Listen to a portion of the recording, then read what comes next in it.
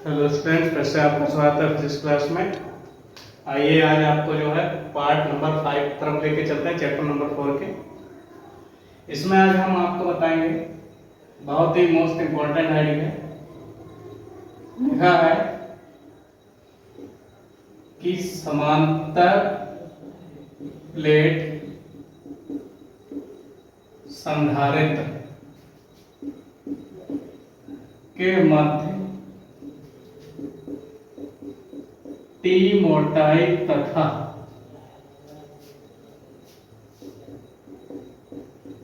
के परावर्तकांक का माध्यम रखने पर वैद्युत धारिता। कहने का मतलब यह है, पार्ट नंबर 4 में हमने आपको बताया था कि ये समांतर प्लेट संधारित्र है। जितने इस पर प्लस होते हैं उतने ही यहाँ पर माइनस होते हैं। तो इनके बीच में वैद्युत क्षेत्र का मान हमने क्या बताया था, विभव का मान क्या बताया था, और धारिता का मान हमने क्या क्या बताया था। ठीक, ये हमने बताया था आपको Q/A∰0, और कोई माध्यम होता था तो Q/A∰0 इंटू K बताया था। ये हमने आपको बताया था V बराबर क्या होता है, E इंटू डी होता है। E की वैल्यू ये है तो QD/A∰0, या अगर कोई माध्यम होता था तो QD/A∰0 इंटू K, ये बताया था। ठीक, और C क्या बताई थी हमने, C बराबर क्या होता है Q/V। कहना मतलब ये है Q से Q कट जाता था, A∰0/D आता था, या तो A∰0 इंटू K/D आता। ये तीन बातें हमने आपको बताई थी, याद रखना। लेकिन अगर इन प्लेटों के बीच में हमने T मोटाई का और इसका परावर्तकांक कितना है K, कोई अगर हमने पदार्थ आंशिक रूप से भर दिया, ये यहाँ पर भर दिया, तब इन प्लेटों के बीच में जो धारिता आएगी वो धारिता कितनी आएगी, ये हमने आपको जो है आज बताना है। ठीक, अच्छा, वैसे तो आपको पता है प्लेटों के बीच की दूरी टोटल जो होती है वो क्या होती है, D होती है। ये मोटाई T है, तो यहाँ जो खाली जगह बची है, खाली जगह टोटल कितनी है, D है। D में से कितना बचा निकाल दो, T निकाल दो। तो ये जो खाली जगह बची है इसकी क्या हो जाएगी, D-T हो जाएगी, यहाँ से और यहाँ से, यानी कि दोनों को मिला के। ठीक, तो आइए हम देखते हैं रिक्त स्थान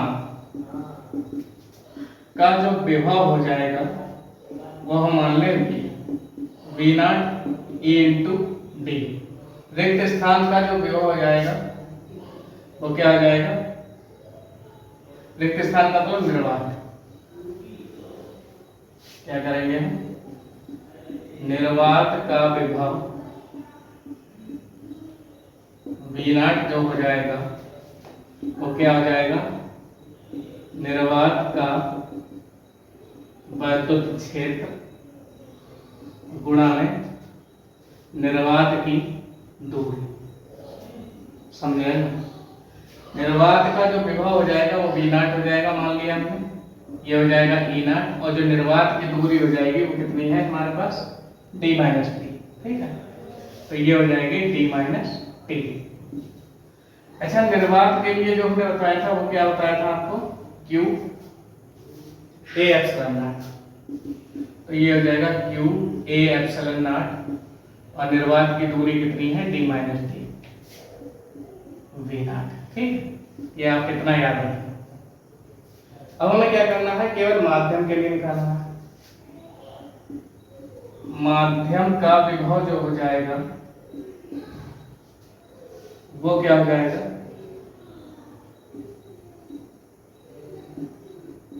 माध्यम का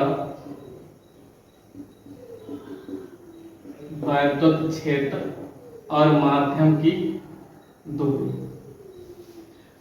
निर्वात की दूरी क्या है, D-T है, और माध्यम की दूरी क्या है हमारे पास, केवल टी है। देखिए माध्यम केवल टी दूरी तक तभी फैला, इसे हम कहेंगे Vm। माध्यम का वैद्युत क्षेत्र क्या हो जाएगा, Em और गुणा में दूरी टी।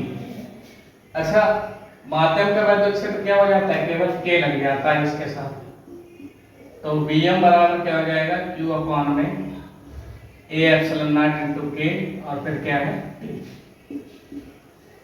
ठीक, अब हमें क्या निकालना है यहाँ पर, देखिए कुल विभव निकालना है।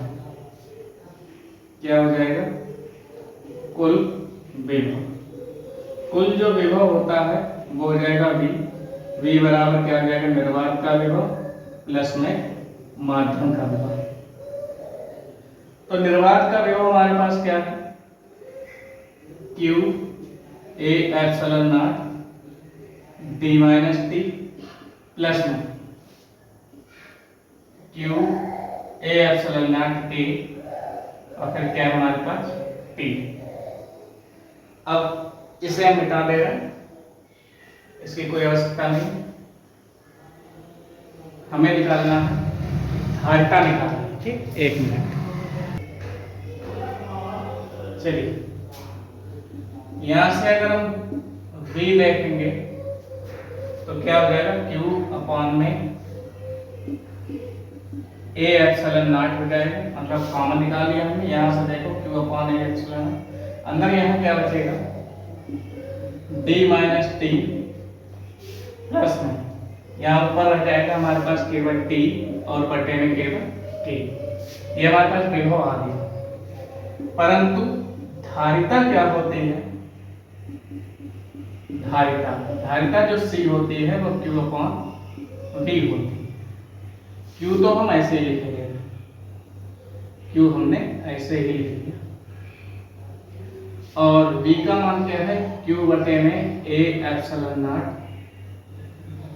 D माइनस टी प्लस में क्या हो जाएगा, T अपॉन K। हम Q से Q काट देंगे तो ये बटे का बटा कहाँ जाएगा, ऊपर A एप्सिलॉन नॉट, बटे में क्या बचेगा, बटे का बटा ऊपर पहुंच गया, तो ये बचेगा हमारे पास बटे में D माइनस टी प्लस में T अपॉन K। तो जब हम किसी भी समांतर प्लेट संधारित्र की प्लेटों के बीच T मोटाई तथा K परावर्तनांक का पदार्थ आंशिक रूप से भर देते हैं तो उसके लिए धारिता का व्यंजक ये आता है। ठीक है, तो आइए देखते हैं फिर अगली चीज, संधारित्रों का संयोजन। ठीक है,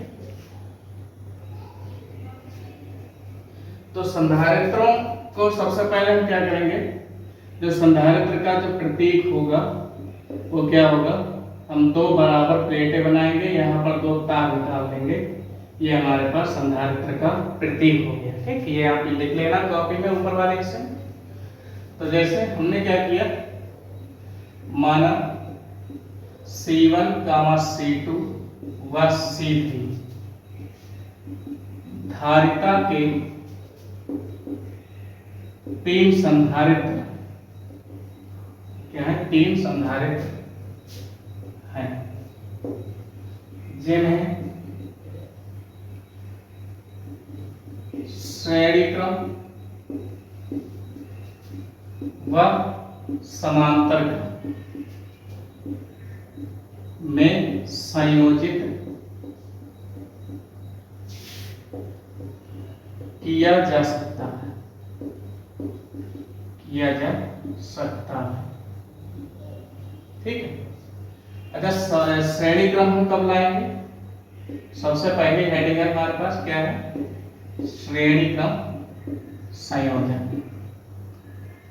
तो श्रेणी क्रम संयोजन में हम क्या करते हैं, मान लिया हमारे पास एक संधारित्र ये है, दूसरा संधारित्र ये है और तीसरा संधारित्र हमारे पास ये है, तीन संधारित्र। पहले सिरे को हम क्या करते हैं, विद्युत स्रोत से जोड़ देते हैं, विद्युत स्रोत से, और पहले संधारित्र का दूसरा जो सिरा होता है वो दूसरे संधारित्र के पहले सिरे से, और दूसरे संधारित्र के दूसरे सिरे को तीसरे संधारित्र के पहले सिरे से जोड़ देते हैं। ऐसे अगर 10-12 होते हैं तो इसी क्रम में जोड़ते चले जाते हैं। अंतिम जो संधारित्र होता है उसका जो अंतिम सिरा होता है वो हम किसी अन्य चालक से जोड़ देते हैं। इसकी धारिता होती है C1, इसकी धारिता है C2, इसकी धारिता है C3। जब हम यहाँ से +2 आवेश देंगे तो इस वाली प्लेट पर +2 आ जाएगा और इस वाली पर प्रेरण के कारण -2 आ जाएगा। फिर आगे यही प्लस आवेश जाएंगे, फिर इस पर प्लस और यहाँ माइनस, इसी प्रकार यहाँ प्लस और यहाँ माइनस, इसी क्रम में जाते हैं। लेकिन इनका विभव जो है विभव अलग अलग हो जाए। ठीक, ये अलग अलग हो। अच्छा, तो हम क्या करते हैं, यहाँ कुछ माना लिख दे रहे हैं। क्या लिखेंगे? माना C1, C2 व C3 को श्रेणीबद्ध किया गया है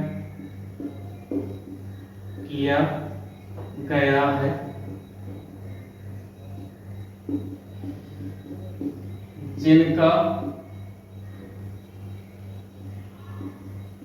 आवेश एक समान किंतु विभव भिन्न भिन्न हो जाता है। क्यों? क्योंकि पहले विभव इसका ज्यादा रहेगा, फिर बाद में दूसरा चालक है, फिर तीसरा चालक है, इसी प्रकार से। तब हम क्या करेंगे, तब कुल विभव जो हो जाएगा V बराबर V1 plus V2 plus V3। यहां से समीकरण इसे हम 1 मान लिया, ये समीकरण हमने 1 मान लिया। अब हम क्या करेंगे, परंतु हमने पढ़ा है कि Q बराबर क्या होता है, C। तो यहां से V बराबर क्या हो जाएगा, ये C बटे में पहुंच जाएगा Q अपॉन C। तो इसी प्रकार B1 बराबर क्या हो जाएगा, Q बटा C1, B2 बराबर क्या हो जाएगा, Q बटा C2 और B3 बराबर क्या हो जाएगा, Q बटा C3। यानी कि Q एक समान है, इसलिए ये Q नहीं बदला, लेकिन धारिता तो भाई बदलेगी। धारिता यहाँ V1 के लिए C1, V2 के लिए C2 और B3 के लिए C3। ठीक है, इतना आप स्क्रीनशॉट ले लें। उसके बाद देखिए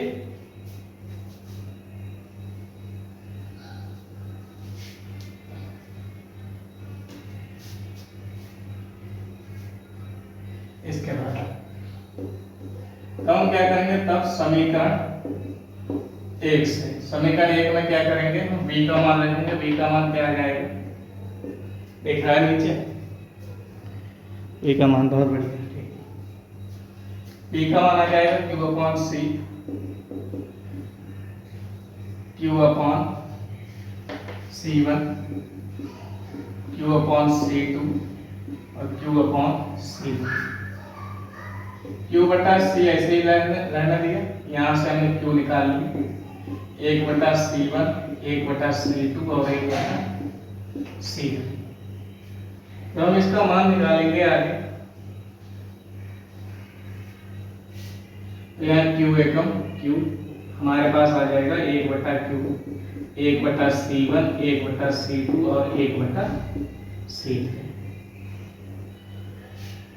वही बात यदि n संधारित्र सब होते तो 100 तक चले जाते, n संधारित्र होते तो 1 बटा C बराबर 1 बटा C1, 1 बटा C2, 1 बटा C3, 1 बटा C4, 1 बटा C। ठीक, अतः आप कह सकते हैं श्रेणी क्रम में जुड़े सभी संधारित्रों के धारिताओं के व्युत्क्रमों का योग धारिताओं के व्युत्क्रमों का योग तुल्य धारिता के व्युत्क्रम के बराबर होता है। ये हम लिखे दे रहे हैं।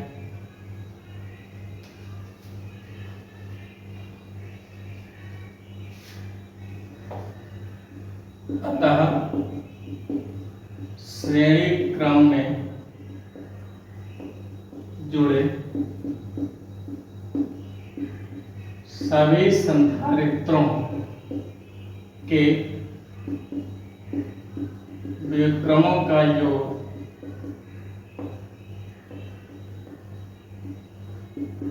तुल्य धारिता के व्युत्क्रम के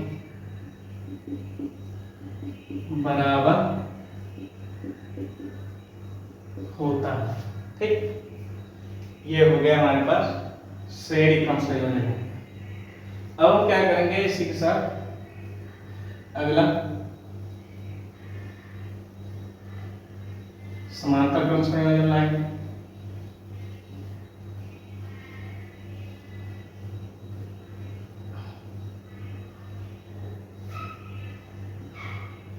क्या हो जाएगा समांतर क्रम संयोजन। देखिए, मान लिया हमारे पास 3 संधारित्र हैं, एक C1 और एक C2 है और एक C3। तीनों के पहले सिरे हमने एक चालक से जोड़ दिए और यहाँ इसे हमने काय से जोड़ दिया, यहाँ पर विद्युत स्रोत से। दूसरे जो चालक है वो हम एक बिंदु से जोड़कर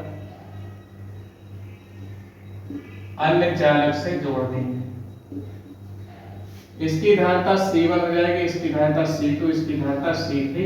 यहाँ से जो भी हम +Q आवेश देंगे तो वो यहाँ आके जो है 3 भागों में बट जाएगा। एक हो जाएगा Q1, एक हो जाएगा Q2 और एक हो जाएगा Q3।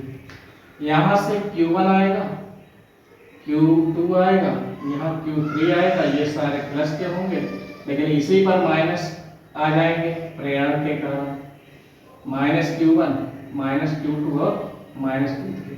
ये सारे आवेश Q1, Q2 और Q3 के रूप में यहाँ तक आएंगे और फिर से ये शामिल होकर फिर से उसमें जाएंगे। तो यहाँ पर माना अपने आप लिख लेना, माना C1, C2 और C3 धारिता के 3 संधारित्र समांतर क्रम में जोड़े गए हैं, जिनके सभी पहले सिरे एक बिंदु से जोड़कर विद्युत स्रोत से जोड़ दिया जाता है और अंतिम सिरे दूसरे बिंदु से जोड़कर अन्य किसी चालक से जोड़ दिया जाता है। समांतर क्रम संयोजन का चित्र यहाँ पर जो है बना हुआ था, थोड़ा वीडियो रुक गई थी, यहाँ मिट गया। तो उसमें हमने आपको बताया था आवेश जो है 3 भागों में बढ़ जाता है, Q1 + Q2 + Q3 है। ये हमने समीकरण 1 मान ली। परंतु Q बराबर क्या होता है, CV होता है, तो इसलिए Q1 बराबर C1V, Q2 बराबर C2V हो जाता है, Q3 बराबर C3V हो जाता है। समीकरण 1 में हम क्या करेंगे, ये सारे मान रखेंगे तो Q की जगह पर CV हो जाएगा, इसकी जगह पर C1V हो जाएगा, इसकी जगह पर C2V, इसकी जगह पर C3V। V को इन तीनों में से कॉमन ले लेंगे तो V से V आमने सामने से कट जाएगा, तो C बराबर C1, C2 और C3। फिर से आप वही बात लिख सकते हैं, अगर n संधारित्र समांतर क्रम में जुड़े होते तब क्या आ जाता, तब आ जाता C बराबर C1, C2 और ऐसे डैश कहाँ तक चले जाते, Cn तक। फिर से एक बात आप लिख सकते हैं, अतः समांतर क्रम में जुड़े सभी संधारित्रों की धारिताओं का योग तुल्य धारिता के क्या होता है, बराबर होता है। तो आज के लिए बस इतना ही, बाकी का नेक्स्ट वीडियो में होगा। तो बहुत ही इंपॉर्टेंट टॉपिक है ये। केवल श्रेणी क्रम समांतर क्रम ये केवल जो है न्यूमेरिकल के लिए आते हैं, लेकिन जो पहला वाला मैं टॉपिक पढ़ाया था आंशिक रूप से कोई पदार्थ होती है वो बहुत इंपॉर्टेंट है। ठीक है, तो आज के लिए बस इतना ही, बाकी का नेक्स्ट वीडियो में।